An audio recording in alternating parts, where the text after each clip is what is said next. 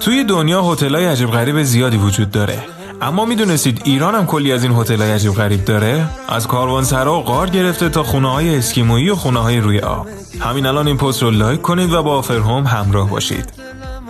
هتل لاله کندوان، سومین هتل صخره‌ای دنیا هتل لاله کندوانه. انقدر محبوبیتش زیاده که سالیانه حدود 300,000 مهمون خارجی توی اون اقامت میکنن. این هتل 40 کرانه یا همون اتاق سنگی داره که تجربه غارنشینی بهتون میده. جالبترش اینه که میتونید توی این هتل سویت ایمپریال همراه با روم سرویس 24 ساعته رزرو کنید. اقامتگاه ماجرا تو جزیره هرمز. طراحی اقامتگاه ماجرا تو سال 2020 تو بخش فضای عمومی جایزه تیدای تایوان رو برد.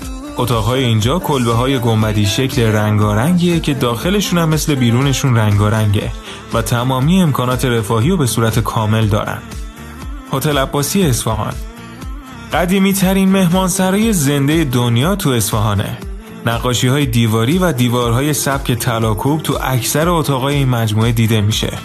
هتل عباسی به عنوان قدیمی ترین هتل موزه توی دنیا شناخته میشه و افراد سرشناس زیادی از همه جای دنیا مهمونش بودن. همین الان این پست رو سیو کنید و برای دوستانتونم بفرستید. هتل باریان شمشک، اینجا میتونید به سبک اسکیموها اقامت کنید.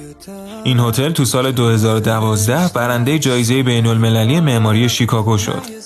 اقامت توی طبقات بالاتر هزینه بیشتری داره و توی واحدهای پنت هاوس این هتل تو قسمت تراس حوض آب گرم گذاشتن که میتونید آبتنی تو هوای سرد هم تجربه کنید. هتل لاله بیستون کرمانشاه، اگر میخواید شب و توی یکی از آثار ثبت شده تو یونسکو صبح کنید، آفرهوم بهتون هتل لاله بیستون رو پیشنهاد میکنه. عجیب بودن این هتل به خاطر سبک معماری و محل قرارگیریشه و قدمت این هتل هم به زمان صفویان برمیگرده. توی اون علاوه بر اتاق معمولی سویت رویال و ایمپریال هم میتونید رزرو کنید.